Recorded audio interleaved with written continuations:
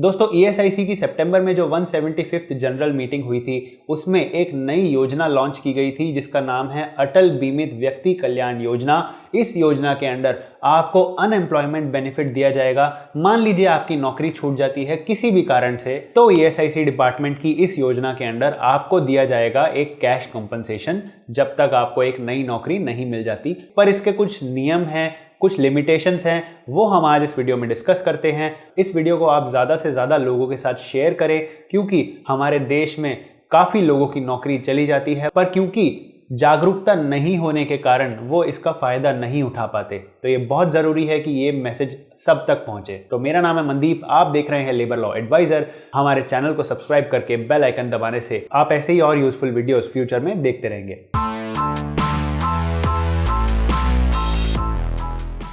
तो सबसे पहला पॉइंट है कि व्हाट इज अटल बीमित व्यक्ति कल्याण योजना।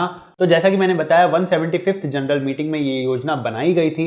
इस योजना के अंडर अगर आपकी जॉब चली जाती है और 90 दिनों तक खोजने के बाद भी आपको नई जॉब नहीं मिल पाती है तो आपको 3 महीने का अनएम्प्लॉयमेंट बेनिफिट दिया जाएगा जो कि एक कैश के फॉर्म में होगा, आपके सीधा बैंक अकाउंट में दिया जाएगा। पर इसकी कुछ कंडीशंस हैं, आइए एक एक करके वो सारी कंडीशंस जानते हैं। तो सबसे पहले मैं बात करता हूं एलिजिबिलिटी कंडीशंस की। आपको क्या क्या करना पड़ेगा इस योजना के अंडर एलिजिबल होने के लिए। तो सबसे पहला पॉइंट देखिए, हम आपको स्क्रीन पर दिखा रहे हैं और ये ईएसआईसी का सर्कुलर हम डिस्क्रिप्शन में भी लिंक में अटैच कर रहे हैं ताकि आप इसको आराम से पढ़कर पूरी जानकारी ले सकें। तो देखिए, पहली कंडीशन है कि insured person should have been rendered unemployed during the period the relief is claim. Relief period के दौरान आपके पास कोई और जॉब नहीं होनी चाहिए, आप ऑफिशियली अनएम्प्लॉयड होने चाहिए तभी रिलीफ मिलेगा। आपने मिनिमम 2 साल की इंश्योर्ड सर्विस करी होनी चाहिए, यानी 2 साल तक लगातार ईएसआईसी का कंट्रीब्यूशन आपने पे किया होना चाहिए, तभी आप इस योजना के अंडर एलिजिबल हो सकते हैं। उन 2 सालों में भी आपको हर कंट्रीब्यूशन पीरियड में मिनिमम 78 डेज यानी 78 दिनों तक आपने 4 कंसेक्यूटिव कंट्रीब्यूशन पीरियड्स में अपना कंट्रीब्यूशन पे किया होना चाहिए। कंट्रीब्यूशन पीरियड्स क्या होते हैं, तो वो देखिए स्टार्ट होता है अक्टूबर से मार्च तक, उसके बाद होता है अप्रैल टू सितंबर तक, यानी 1 साल में 2 कंट्रीब्यूशन होते हैं। तो 2 साल में कुल मिलाकर 4 कंट्रीब्यूशन पीरियड हुए, उन चारों में 78 डेज कंट्रीब्यूट किया होना चाहिए और सिमिलरली एम्प्लॉयर का कंट्रीब्यूशन भी जमा हुआ होना चाहिए। अगर आपकी जॉब किसी मिसकंडक्ट के कारण जाती है, मान लीजिए आपने कोई पेटी क्राइम कमिट कर दिया है अपनी ऑर्गेनाइजेशन में, उस वजह से आपकी जॉब चली जाती है, तो आप इसके लिए एलिजिबल नहीं होंगे।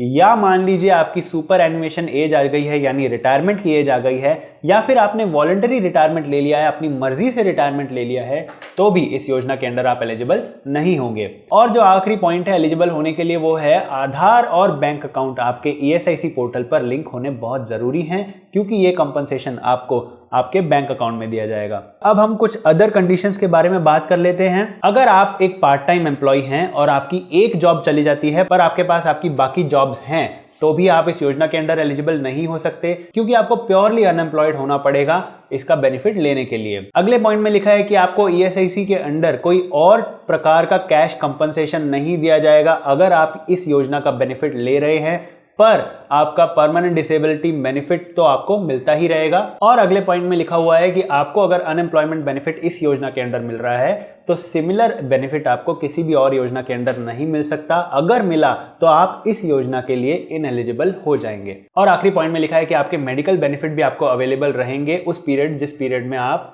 अनएम्प्लॉयमेंट बेनिफिट ले रहे हैं। स्कीम की इंप्लीमेंटेशन की बात करें तो यहां पर साफ साफ लिखा है कि 1 जुलाई 2018 से ये स्कीम लागू हो चुकी है। अगर आपकी जॉब जा चुकी है और आप नई जॉब ढूंढ रहे हैं और उसको 90 दिन हो चुके हैं फिर भी कोई नई जॉब आपको नहीं मिली है, तब जाकर आपको इस योजना के अंदर एक कैश कंपनसेशन दिया जाएगा जो कि मैक्सिमम 3 महीने का होता है।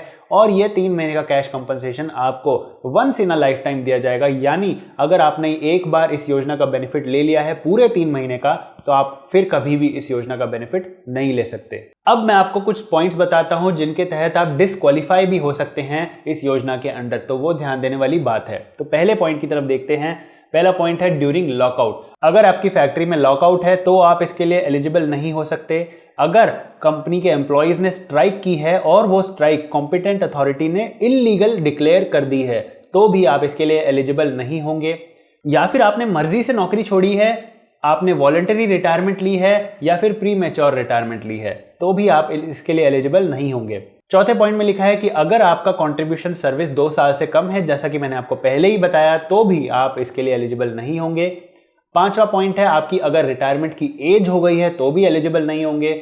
छठे पॉइंट में लिखा है अगर आपने कोई क्राइम कमिट किया है और उसके लिए आप कन्विक्ट हो चुके हैं तो भी आप एलिजिबल नहीं होंगे। अगर मान लीजिए आपको रिलीफ मिलना स्टार्ट हो गया है पर 3 महीने के दौरान ही आपको कोई नई जॉब मिल जाती है तो आपका रिलीफ रोक दिया जाएगा।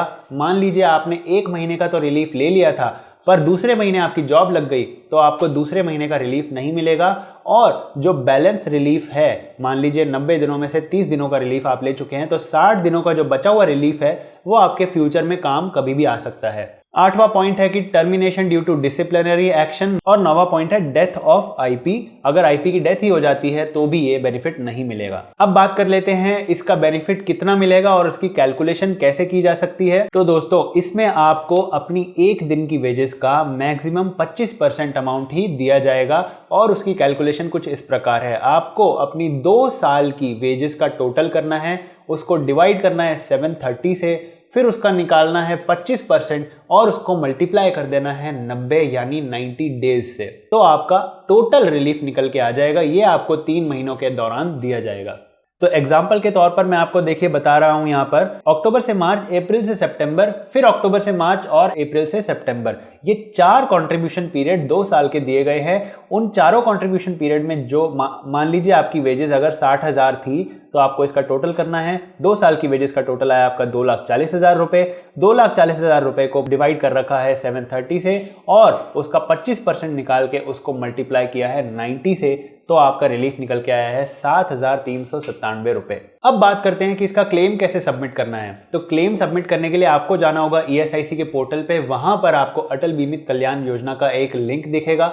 वहां जाकर आपको अपनी डिटेल्स फिल करनी है कि आपने कितने टाइम तक सर्विस की है, आपकी जॉब छूटने का कारण क्या है और थोड़ी सिमिलर डिटेल्स। उसके बाद सॉफ्टवेयर ये एनालाइज करेगा कि क्या आप ऑन पेपर इस योजना के लिए एलिजिबल हैं या नहीं हैं। अगर आप एलिजिबल हैं तो वो आपको एक फॉर्म AB1 और फॉर्म AB2 जनरेट करके दे देगा।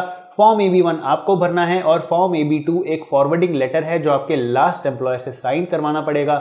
ये दोनों ही फॉर्म आपको प्रिंट आउट निकाल के अपने एम्प्लॉयर के पास लेके जाने हैं, साइन करवाना है और ESIC के ब्रांच ऑफिस में जाकर ये सबमिट करना है। फिर ब्रांच ऑफिसर ये एनालाइज करेगा कि आप एलिजिबल हैं या नहीं हैं और अगर एलिजिबल हैं तो आपको कितना क्लेम दिया जाना चाहिए। वो सारा प्रोसेस करने के बाद क्लेम आपके बैंक अकाउंट में आ जाएगा। अगर मान लीजिए आप एलिजिबल नहीं हैं तो आपको ESIC के पोर्टल पर ही एक एरर मैसेज लिखा हुआ आ जाएगा कि आप एलिजिबल नहीं हैं और आपका फॉर्म AB1 और AB2 जनरेट नहीं हो पाएगा। हम इस वीडियो के डिस्क्रिप्शन में वो फॉर्म AB1 और AB2 अटैच कर रहे हैं और ESIC का पूरा सर्कुलर भी अटैच कर रहे हैं। आप उसको ध्यान से पढ़िए और जान जाइए कि अगर आप अभी एलिजिबल नहीं हैं तो ऐसी क्या क्या कंडीशंस है जो आपको फुलफिल करनी चाहिए अगर आप इस योजना में एलिजिबल होना चाहते हैं। तो दोस्तों उम्मीद करते हैं आपको वीडियो पसंद आया होगा। ऐसे ही और इन्फॉर्मेटिव वीडियोस देखने के लिए आप हमारे चैनल को सब्सक्राइब करके बेल आइकन दबाना बिल्कुल भी मत भूलिए। हम मिलते हैं आपसे बहुत जल्द एक और वीडियो में। मेरा नाम था मनदीप, आप देख रहे थे labour law adviser. Thank you. तो आज के सवाल का सही जवाब देने पर किसी एक लकी विनर को दिया जाएगा 51 रुपए का पेटीएम कैश। और सवाल आप लोगों की स्क्रीन पर ये रहा। आपकी इनकम पर TDS ना कटे इसके लिए आपको कौन से 2 फॉर्म्स भरने होते हैं। आपके ऑप्शंस हैं ऑप्शन A फॉर्म 15G और 15H, option B form 15E और 15F, ऑप्शन C फॉर्म 31 और फॉर्म 9 या ऑप्शन D फॉर्म 2 और फॉर्म 11। अगर आपको इसका जवाब नहीं आता है तो आप ये वाला वीडियो देखकर चीटिंग ज़रूर कर सकते हैं। आपको आंसर एक से ज़्यादा बार टाइप नहीं करना है और ऑप्शन के साथ आंसर भी टाइप करना है। हम मिलेंगे आपसे बहुत ही जल्द एक और नए वीडियो में।